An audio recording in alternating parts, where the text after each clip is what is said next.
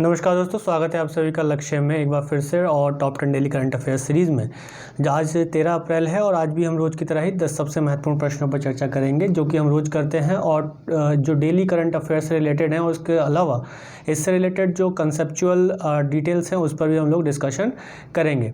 इसके साथ ही हम अपने पहले प्रश्न पर चलें उससे पहले देख लेते हैं कल के वीडियो के अंत में जो क्वेश्चन मैंने आप लोगों को दिया था उसका आंसर क्या है। तो उसका क्वेश्चन जो कुछ था वो कुछ इस तरीके से था कि सुर्खियों में रही स्वामित्व योजना का संबंध किस क्षेत्र से है। सुर्खियों में रही स्वामित्व योजना का संबंध किस क्षेत्र से है, ये क्वेश्चन था। तो ग्रामीण क्षेत्र, चिकित्सा क्षेत्र, उद्योग क्षेत्र या इनमें से कोई नहीं। तो बहुत से लोगों ने बिल्कुल सही आंसर दिया था इसका, ग्रामीण क्षेत्र। तो मैंने आप लोगों को डिस्कस किया था और इसको डिटेल्स में मैंने बताया था कि केंद्रीय पंचायती राज मंत्री ने ये बताया था कि अभी आगामी जो 24 अप्रैल आने वाली है, 24 अप्रैल 2021 को, 24 अप्रैल 2021 को माननीय प्रधानमंत्री श्री नरेंद्र मोदी जो है देश के सभी गांवों में स्वामित्व योजना का विस्तार करेंगे। क्योंकि इससे पहले हमने देखा था कि 2020 में 24 अप्रैल 2020 में पंचायती राज दिवस के मौके पर ही, राष्ट्रीय पंचायती राज दिवस के मौके पर ही प्रधानमंत्री नरेंद्र मोदी ने इसे 9 राज्यों में लागू किया था। और डिटेल्स में इसके बारे में जानकारी के लिए आप हमारी पिछली वीडियो की यानी कि 11 अप्रैल की वीडियो को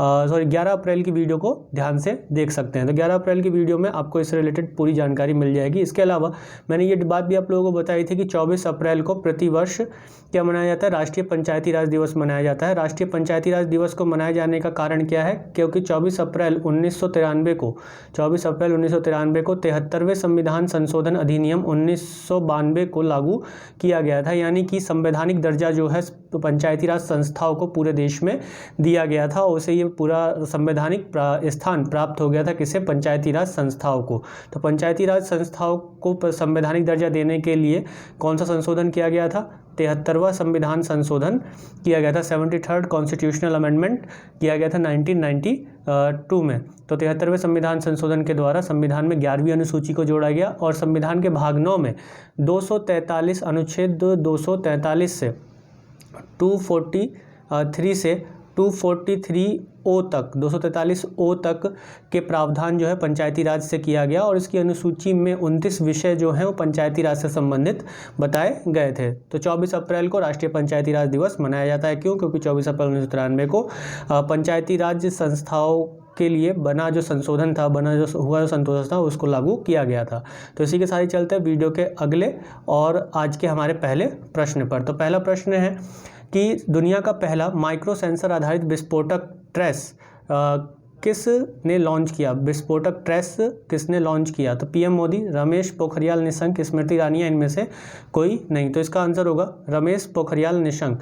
तो दुनिया का पहला माइक्रो सेंसर आधारित ट्रेस डिटेक्टर केंद्रीय शिक्षा मंत्री रमेश पोखरियाल निशंक द्वारा लॉन्च किया गया। और इसमें ये पूरा का पूरा जो अनुसंधान है, इसके लिए जो किया गया रिसर्च है, इसका निर्माण जो है वो पूरी तरीके से भारत में ही हुआ है। इसीलिए ये 100% मेड इन इंडिया है।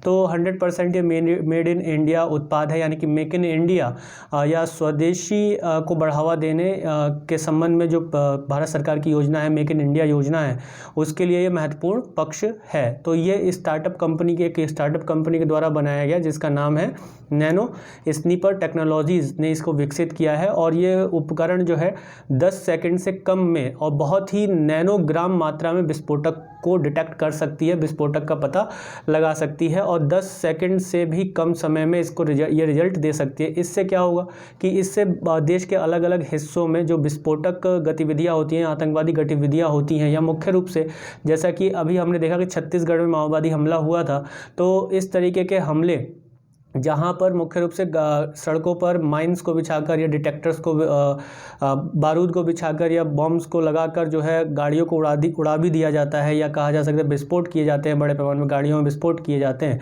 उसका भी डिटेक्शन जो है बड़ी आसानी से किया जा सकेगा। तो इससे जो है विस्फोट की जो घटनाएँ हैं उस पर नियंत्रण किया जा सकता है, जो आतंकियों द्वारा या माओवादियों द्वारा देश के अलग अलग हिस्से में किए जाते हैं। तो चलते हैं दोस्तों वीडियो के अगले और दूसरे महत्वपूर्ण प्रश्न पर।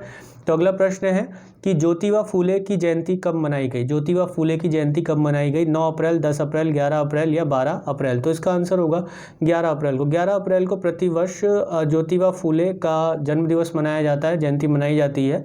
और इन्हें भारत में महिलाओं के लिए पहला स्कूल खोलने का श्रेय दिया जाता है। और इनकी जयंती जो है किस दिन मनाई जाती है? 11 अप्रैल को मनाई जाती है। तो महात्मा फूले महिलाओं के शिक्षक के अग्रणी स्वरूप के रूप में हम इन्हें जानते हैं कि महिलाओं के शिक्षण को लेकर इनका अग्रणी जो स्वभाव रहा या पहलू हमें यहाँ पर देखने को मिलता है। इसके अलावा महात्मा फूले महिलाओं के शिक्षक के अग्रणी शिक्षक थे और जाति व्यवस्था और अस्पृश्यता जैसी सामाजिक बुराइयों के खिलाफ भी उन्होंने लड़ाई लड़ी है। तथा इसके अलावा अगर देखें तो ज्योतिराव फूले या ज्योतिराव गोविंद राव फूले का जन्म जो है वो कब हुआ था? यह जन्म 11 अप्रैल 1827 में हुआ था। 11 अप्रैल 1827 में जन्म इनका हुआ था। 1948 में इन्होंने पुणे में लड़कियों के लिए पहला स्कूल खोला और इसके साथ ही इन्होंने सत्य शोधक समाज की भी स्थापना की थी। कौन से समाज की स्थापना की थी? सत्य शोधक समाज की स्थापना की थी। ये प्रश्न कई बार पूछा गया है।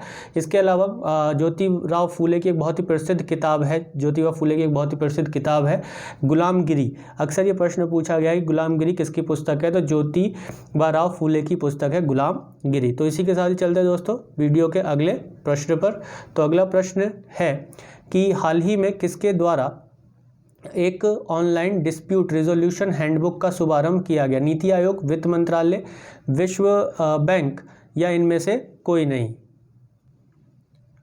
तो इसका आंसर होगा नीति आयोग। नीति आयोग ने अभी ऑनलाइन डिस्प्यूट रिजोल्यूशन हैंडबुक का शुभारंभ किया है। और इसको जो लॉन्च किया है वो, इस हैंडबुक को जो लॉन्च किया है वो सुप्रीम कोर्ट के न्यायाधीश DY चंद्रचूड़ द्वारा इसे लॉन्च किया गया है। तो नीति आयोग ने भी भारत में अपनी तरह का पहला online dispute resolution handbook launch किया है। और ये अदालतों इसके उद्देश्य क्या है, या इस हैंडबुक के द्वारा क्या किया जाएगा कि अदालतों के बाहर जो विवाद हैं, जो छोटे विवाद हैं, उनको अदालतों के बाहर ही उनका समाधान निकाल दिया जाए। उसे जो है अदालतों के ऊपर जो केसों की जो भरमार हो रही है, या कहा जाए केस का जो केस हैं या जो मामले हैं उनकी मात्रा अधिक बढ़ रही है या जो भार है वो कम हो सके। तो नीति आयोग जो है एक संविधानेतर निकाय है, यानी कि एक संवैधानिक निकाय नहीं है। ये 1 जनवरी 2015 में इसकी स्थापना की गई थी। और नीति आयोग के अध्यक्ष भारत के प्रधानमंत्री होते हैं। कौन होते हैं? भारत के प्रधानमंत्री होते हैं। और पहले जो इसके अध्यक्ष थे भारत के प्रधानमंत्री कौन थे? नरेंद्र मोदी। तो नरेंद्र मोदी अभी भी वर्तमान में इसके अध्यक्ष हैं। कौन? नीति आयोग के। और वर्तमान में इसके उपाध्यक्ष कौन है? राजीव कुमार। और CEO कौन है? अमिताभ कांत इसके वर्तमान में उपाध्यक्ष, माफ कीजिएगा, CEO है कौन? अमिताभ कांत। तो चलते हैं वीडियो के अगले और एक और महत्वपूर्ण प्रश्न पर। तो अगला प्रश्न है कि नौरा अल मतरोसी किस देश की पहली महिला अंतरिक्ष यात्री बनेंगी? तो ऑप्शन है ईरान, कुवैत, सऊदी अरब, संयुक्त अरब अमीरात। तो इसका आंसर होगा संयुक्त अरब अमीरात। तो संयुक्त अरब अमीरात ने पहली महिला अंतरिक्ष यात्री के नाम की घोषणा की, जिसमें नौरा अल मतरोसी संयुक्त अरब अमीरात की पहली महिला अंतरिक्ष यात्री बनेंगी। और संयुक्त अरब अमीरात के पुरुष यात्री के रूप में मोहम्मद अल मुल्ला यहाँ पर होंगे। इनसे पहले जो संयुक्त अरब अमीरात के पहले अंतरिक्ष यात्री थे वो मेजर हज्जा अल मंसूरी थे, जो कि कौन थे? UAE के पहले अंतरिक्ष यात्री थे। इससे पहले अगर देखा जाए तो संयुक्त अरब अमीरात की जो उपलब्धि है वो मंगल ग्रह पर अभी देखने को मिली थी फरवरी 2021 में, कि मंगल ग्रह जो मिशन है, मंगल का मिशन है किसका? संयुक्त अरब अमीरात का होप प्रोब, इसने सफलतापूर्वक मंगल की कक्षा में प्रवेश किया था। और ऐसा करने वाला ये विश्व का दूसरा देश बन गया है जिसने पहली ही प्रयास में मंगल की कक्षा में प्रवेश किया। और पहला देश जिसने अपने पहले प्रयास में मंगल की कक्षा में प्रवेश किया था वह भारत था। और इस क्रम में मंगल की कक्षा में प्रवेश करने वाला ये 5वां देश बन गया है, भारत चौथा है। इससे पहले चीन, रूस और अमेरिका आते हैं। तो इसी प्रकार देखा जाए तो विश्व की पहली महिला जिन्होंने अंतरिक्ष की यात्रा की थी वो वैलेंटीना टेरेस्कोवा है। वैलेंटीना टेरेस्कोवा है जो कि रूस की अंतरिक्ष यात्री थी और रूस के ही पहले व्यक्ति भी थे जिन्होंने अंतरिक्ष की यात्रा की थी। उनका नाम यूरी गागारिन था। इसी प्रकार देखा जाए तो भारत की पहली महिला अंतरिक्ष यात्री कल्पना चावला है। और अंतरिक्ष यात्री पुरुष की अगर श्रेणी में देखा जाए तो राकेश शर्मा भारत के पहले पुरुष अंतरिक्ष यात्री रहे हैं।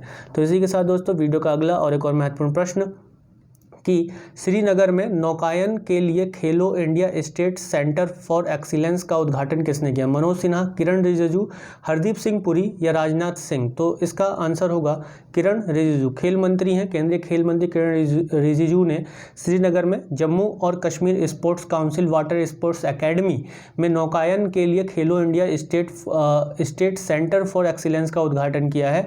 और उन्होंने ये भी घोषणा की कि अभी जल्दी ही जम्मू कश्मीर में महिला फुटबॉल लीग का भी आयोजन किया जाएगा। इसके अलावा देखा जाए तो इस प्रकार के सेंटर जो हैं भारत भर में 24 खेलो India centre state for excellence हैं अभी वर्तमान में। इनमें से प्रत्येक में खिलाड़ियों को ओलंपिक में जो शामिल जो खेल हैं उसके लिए प्रशिक्षित किया जाता है, जिसका उद्देश्य यह है कि 2028 में होने वाले जो ओलंपिक खेल हैं उसमें भारत को शीर्ष 10 देशों में शामिल करने का ये विज़न रखा है इस सेंटर ने। या कहा जाए जो खेलो इंडिया का जो उद्देश्य है वो उद्देश्य क्या है कि 2028 तक ओलंपिक में भारत को शीर्ष 10 देशों में पहुंचाने का महत्वपूर्ण विज़न रखा गया है।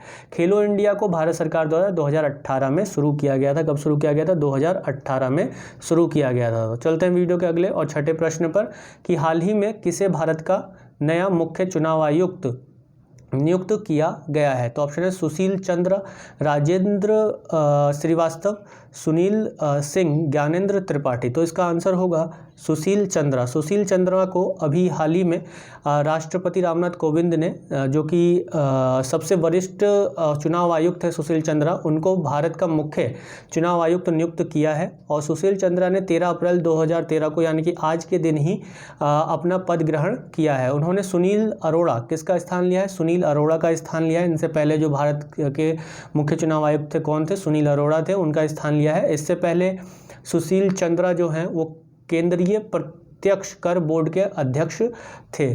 तो भारतीय निर्वाचन आयोग की अगर हम बात करें तो यह एक संवैधानिक निकाय है। कैसा है? कॉन्स्टिट्यूशनल बॉडी है, संवैधानिक निकाय है। इसकी स्थापना 25 जनवरी 1950 में की गई थी। कब की गई थी? 25 जनवरी 1950 में की गई थी। और संविधान के अनुच्छेद 324 के अनुसार, संविधान के अनुच्छेद 324 के अनुसार, तो अनुच्छेद 324 में किसके बारे में बताया गया है? भारतीय निर्वाचन आयोग के बारे में बताया गया है, जो कि 25 जनवरी 1950 में इसकी स्थापना की गई। किस अनुच्छेद के अंतर्गत? 324 अनुच्छेद के अंतर्गत। ये लोकसभा, राज्यसभा, राज्य विधानसभा और विधान परिषदों के साथ साथ राष्ट्रपति और उपराष्ट्रपति के कार्यालयों के चुनाव भी संपन्न कराता है। इसके अलावा देखा जाए तो 25 जनवरी को प्रतिवर्ष राष्ट्रीय मतदाता दिवस मनाया जाता है। कब मनाया जाता है? 25 जनवरी को प्रतिवर्ष राष्ट्रीय मतदाता दिवस मनाया जाता है। तो राष्ट्रीय मतदाता दिवस क्यों मनाया जाता है? क्योंकि 25 जनवरी 1950 को भारतीय निर्वाचन आयोग की स्थापना की गई थी। और इस दिन को मनाए जाने का जो उद्देश्य है वो इस प्रकार है कि जो नागरिक हैं उनमें निर्वाचन से संबंधित जो जागरूकता है उसको बढ़ावा देना है। तो इसी के साथ चलते हैं दोस्तों वीडियो के अगले और सातवें क्वेश्चन पर। तो अगला क्वेश्चन है हमारा कि जलियांवाला बाग नरसंहार की 102वीं वर्षगांठ कब मनाई गई? तो ऑप्शन है 11 अप्रैल, 12 अप्रैल, 13 अप्रैल या 14 अप्रैल। तो इसका आंसर होगा 13 अप्रैल। 13 अप्रैल को प्रतिवर्ष जो है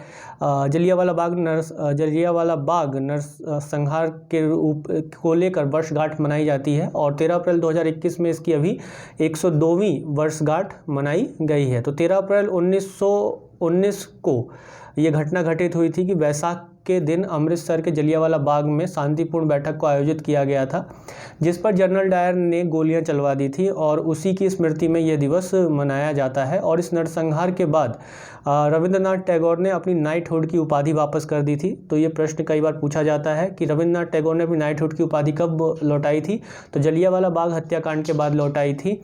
और इसमें हम देखते हैं कि कई निर्दोषों की जान गई थी, जिससे दुखी होकर रविंद्रनाथ टैगोर ने अपनी नाइटहुड की उपाधि लौटा दी थी। तो इस बैठक का जो उद्देश्य था, ये जो बैठक आयोजित की गई थी, इसका उद्देश्य था एक तो रॉलेट एक्ट 1919 का विरोध करना और उसके साथ साथ पंजाब के 2 लोकप्रिय नेताओं को इस रॉलेट एक्ट 1919 के द्वारा गिरफ्तार कर लिया गया था, जिसमें डॉक्टर सत्यपाल मलिक और डॉक्टर सैफुद्दीन किचलू थे। इन दोनों को गिरफ्तार किया गया था किस एक्ट के अंतर्गत? रॉलेट एक्ट 1919 के अंतर्गत। रॉलेट एक्ट 1919 को बिना वकील, बिना दलील और बिना अपील का कानून कहा जाता है तथा इसे काले कानून की भी संज्ञा दी जाती है।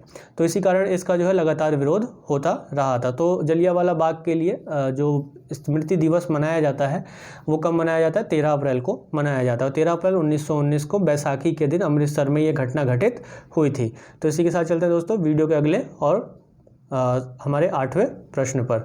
तो अगला प्रश्न है हमारा कि किस देश में संस्कृत लर्निंग ऐप लिटिल गुरु लॉन्च किया है? किस देश में संस्कृत लर्निंग ऐप लिटिल गुरु ऐप लॉन्च किया गया है? तो ऑप्शन है भारत, बांग्लादेश, श्रीलंका, मलेशिया। तो इसका आंसर होगा बांग्लादेश।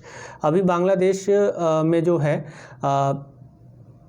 इंदिरा गांधी सांस्कृतिक केंद्र ने बांग्लादेश में एक संस्कृत लर्निंग ऐप को लॉन्च किया है और इस संस्कृत लर्निंग ऐप को जो है भारतीय सांस्कृतिक संबंध परिषद द्वारा दुनिया भर के छात्रों, धार्मिक विद्वानों, वैज्ञानिकों और इतिहासकारों के बीच संस्कृत भाषा को बढ़ावा देने के लिए चलाए जा रहे अभियान का एक हिस्से के रूप में देखा जा रहा है। तो एक तरीके से देखा जाए तो इसका उद्देश्य क्या है? इसका उद्देश्य यही है कि दुनिया भर में जो भारतीय सांस्कृतिक रूप से जो संस्कृत भाषा है उसको बढ़ावा देना है। तो भारतीय सांस्कृतिक संबंध परिषद के अंतर्गत का जो एक अभियान है, क्या अभियान है? कि संस्कृत भाषा को बढ़ावा देना। तो भारतीय सांस्कृतिक संबंध परिषद भारत सरकार का एक स्वायत्त संगठन है जिसकी स्थापना 9 अप्रैल 1950 को की गई थी और इसकी स्थापना भारत के पहले शिक्षा मंत्री मौलाना अबुल कलाम आज़ाद द्वारा की गई थी, जिसका उद्देश्य अन्य देशों के साथ सांस्कृतिक आदान प्रदान करना है। और वर्तमान में अभी भारतीय सांस्कृतिक संबंध परिषद के जो अध्यक्ष हैं वो कौन है? विनय सहस्त्रबुद्धे अभी वर्तमान में भारतीय सांस्कृतिक संबंध परिषद के अध्यक्ष हैं। तो दोस्तों चलते हैं वीडियो के अगले और महत्वपूर्ण प्रश्न पर एक और कि हाल ही में ओडिशा राज्य सरकार ने किस बायोस्फीयर रिजर्व को दूसरा बायोस्फीयर रिजर्व बनाने का प्रस्ताव किया है? तो महेंद्रगिरी, सिम्पलीपाल, इंद्रावती, इनमें से कोई नहीं। तो इसका आंसर होगा आपका महेंद्रगिरी बायोस्फीयर रिजर्व को अभी उड़ीसा सरकार ने महेंद्रगिरी बायोस्फीयर रिजर्व को राज्य का दूसरा बायोस्फीयर रिजर्व बनाने का प्रस्ताव किया है। उड़ीसा राज्य के ये दक्षिण भाग में स्थित है और यह एक जैव विविधता से समृद्ध एक पर्वतीय पारिस्थितिकी तंत्र है तथा महेंद्रगिरी पूर्वी घाट का सबसे ऊंचा पर्वत शिखर भी है। इसके अलावा देखा जाए तो पूर्वी घाट का सबसे ऊंचा शिखर कौन सा है? महेंद्रगिरी।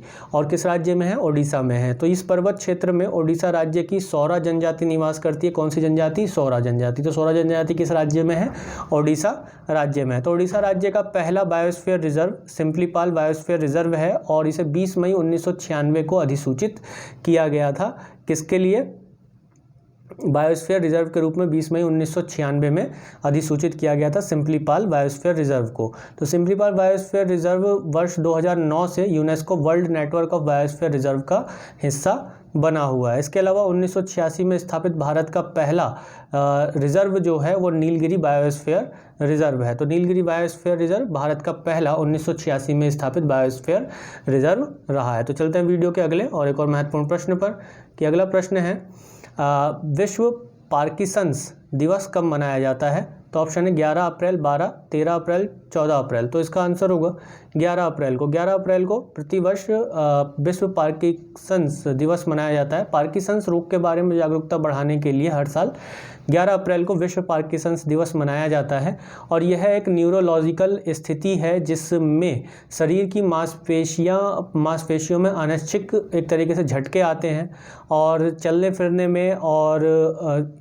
घूमने फिरने में दिक्कत होती है और शरीर में एक बहुत ही तेज़ी से कंपन उत्पन्न होता है। तो ये एक तरीके से अल्जाइमर के बाद दुनिया का दूसरा ऐसा रोग है जो मानसिक रोग है या मस्तिष्क से संबंधित रोग है। तो अल्जाइमर के बाद यह रोग, अल्जाइमर रोग के बाद दुनिया का ये दूसरा ऐसा रोग है जो न्यूरोलॉजिकल रोग है, यानी कि मानसिक रूप से उत्पन्न होने वाला रोग है जिसका नाम क्या है? पार्किंसंस। और इसके लिए जो दिवस मनाया जाता है इसकी जागरूकता के लिए 11 अप्रैल को मनाया जाता है। तो दोस्तों ये थे आज के हमारे 10 सबसे महत्वपूर्ण प्रश्न। आपको वीडियो अच्छी लगी हो तो लाइक, शेयर और सब्सक्राइब करना ना भूलें। इससे पहले चलते हैं कि आप लोगों के लिए प्रश्न जो कि मैं वीडियो के अंत में हमेशा छोड़ के जाता हूं कि हाल ही में सार्थक योजना की शुरुआत किसके द्वारा की गई? तो प्रधानमंत्री नरेंद्र मोदी, शिक्षा मंत्री रमेश पोखरियाल निशंक, कपड़ा मंत्री स्मृति ईरानी, इनमें से कोई नहीं। तो इसका उत्तर आप सभी लोग कमेंट बॉक्स में जरूर दीजिएगा। ये वीडियो आप लोगों को अच्छी लगे तो लाइक, शेयर और सब्सक्राइब करना ना भूलें। और इस वीडियो को पूरा देखने के लिए धन्यवाद। और वीडियो से रिलेटेड PDF फाइल के लिए आप हमें टेलीग्राम पर फॉलो करना ना भूलें। धन्यवाद।